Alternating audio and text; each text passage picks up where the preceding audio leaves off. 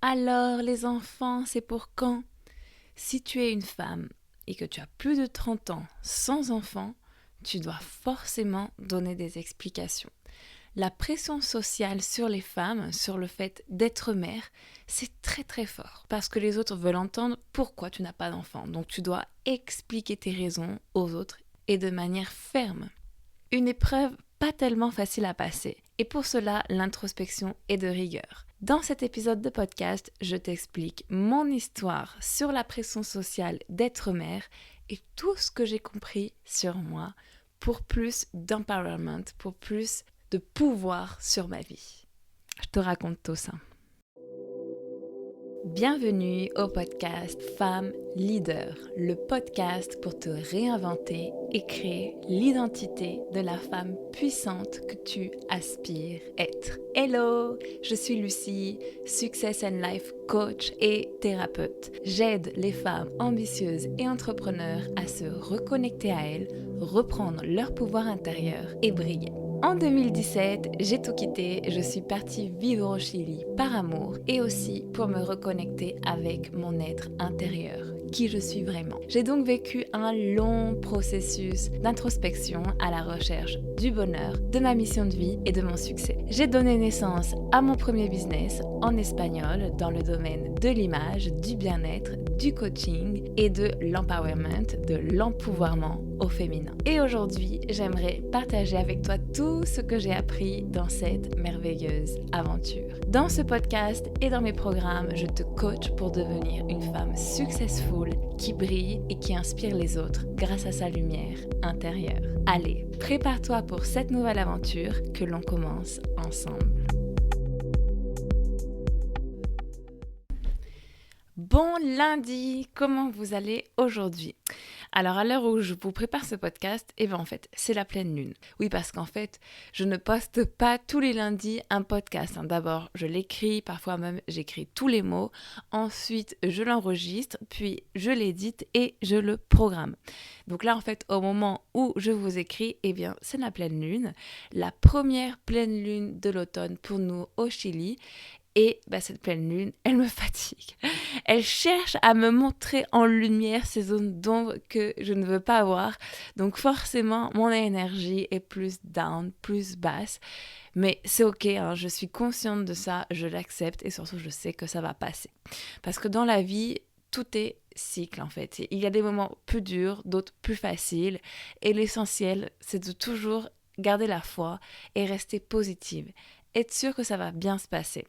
Et le reste, toutes les épreuves, en fait, ce sont des apprentissages qui nous servent à quelque chose, des leçons que l'on doit apprendre. Ça, c'est important que tu le comprennes pour avoir un bon mindset.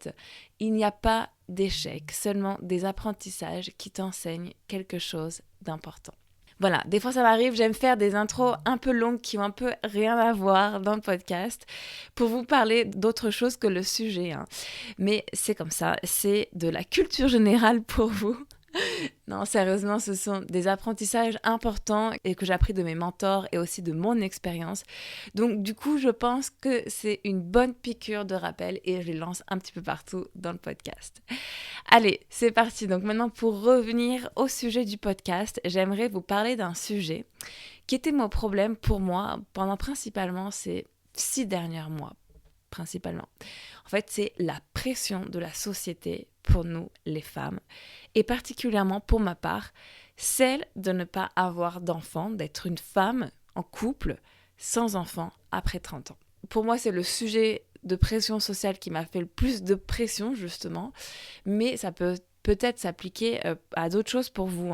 Peut-être quand est-ce que tu vas te marier, les enfants, quand est-ce que tu vas avoir une vraie carrière, être une bonne fée du logis, être une bonne épouse, être une bonne maman, être une bonne amie, avoir une grande carrière, ramener de l'argent, trouver sa voie, savoir quoi étudier, savoir quel est le poste de ses rêves, etc.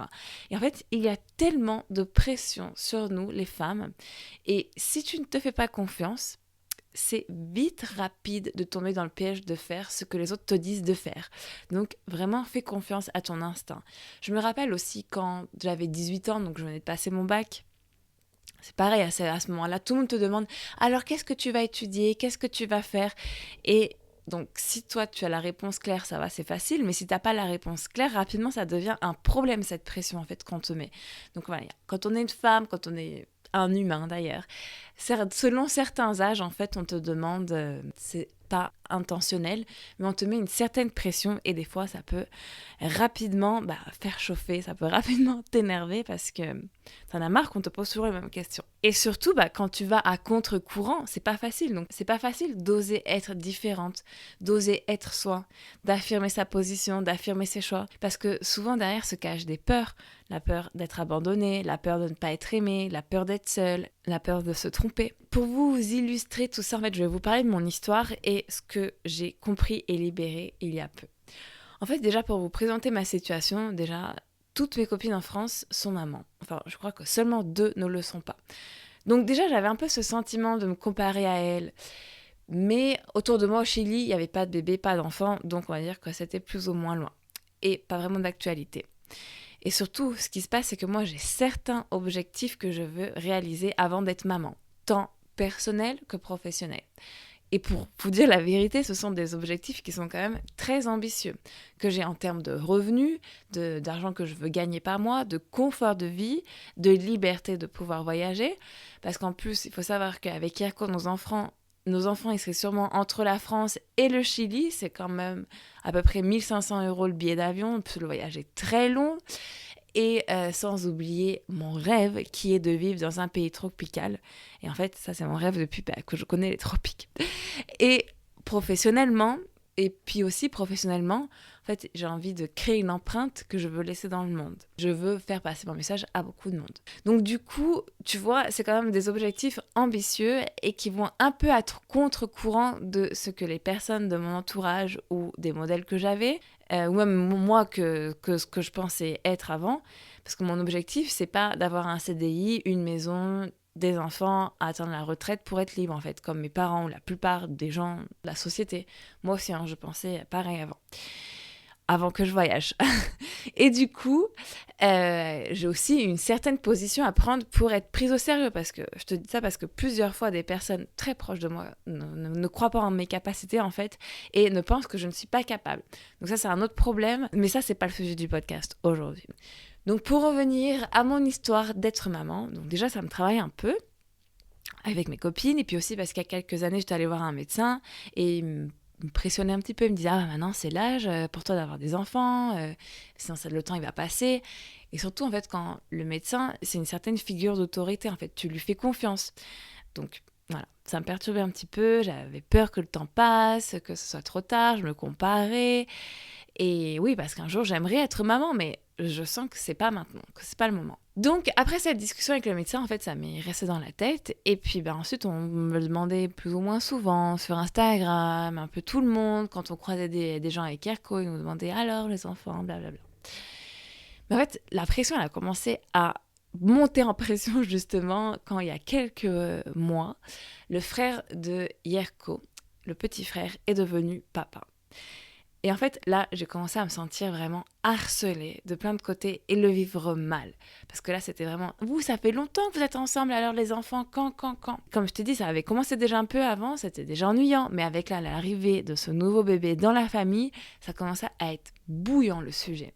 Donc, je commence à m'énerver toute seule. Ce sujet commence à prendre trop de place dans ma vie. Ça me rendait énervée et triste aussi parce qu'en fait, il y avait aussi une partie de moi qui se sentait moins bien que les autres filles de mon âge parce que moi, je n'avais pas encore d'enfant. Donc, j'étais pas une très bonne femme, en fait. Donc, voilà, ça, on va dire, ça restait pendant quelques mois. Le sujet était toujours là. Mais ça commençait à encore plus monter en pression, là, il y a pas très longtemps, il y a quelques jours. En fait, ma belle-mère et ma belle-sœur, elles m'ont posé la question. Et en fait, c'était la première fois qu'elles me posait la question parce qu'avant, on n'en parlait pas vraiment. Et moi, je suis hyper proche de ma belle-mère et ma belle-sœur. En fait, je les vois tout le temps. On fait plein de sorties ensemble toutes les trois. J'ai une super bonne relation avec elles depuis le début. En fait, c'est ma famille ici au Chili. Et quand elle m'a posé la question, je ne savais pas quoi dire. En fait, je disais des excuses stupides. En fait, on n'a pas encore de maison à nous. Du coup, on va peut-être attendre d'acheter une maison. Puis bon, le problème, c'est que ma famille, elle va être loin. Donc, je ne sais pas trop comment faire. En fait, j'étais pas ferme sur mes réponses et sur mes mots. Et surtout, j'étais pas ferme avec la position que j'exprimais.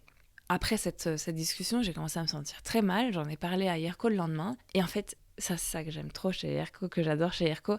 C'est que Yerko, c'est un excellent coach. C'est mon premier coach d'ailleurs, hein, c'est vraiment ça. Donc, j'en ai parlé et il m'a fait comprendre en fait que c'était pas ce que je disais qui était important en fait. Ce qui était important, c'est que j'arrivais pas à affirmer ma position face à elle. J'arrivais pas à affirmer ce que je voulais face aux autres sur ce sujet. Donc il me donnait des exemples. Par exemple, il me disait, bah, imagine un couple qui n'a pas de voiture, quelqu'un lui demande, et vous, pourquoi vous n'avez pas de voiture? Ah bah la vérité, on essaye, on n'a pas encore assez d'argent pour en acheter, on essaye, et les voitures c'est trop cher, et du coup on va vider toutes nos économies. Cette position de victime un peu, ou sinon là, tu peux dire ta vérité, et donc une de leurs vérités, ça peut être, bah, en fait, pour l'instant, on voit pas pourquoi est-ce qu'on devrait acheter une voiture, parce qu'on a un grand projet de voyage, on pense voyager pour, je sais pas, plusieurs mois, et donc du coup, pourquoi acheter une voiture? Parce qu'on a ce grand projet qui nous rend plus heureux. Voilà, donc du coup, quelle réponse te semble forte? Celle où tu prends une vraie posture. En fait, moi, c'était la même chose. J'aurais pu dire, bah non, les enfants, c'est pas pour tout de suite.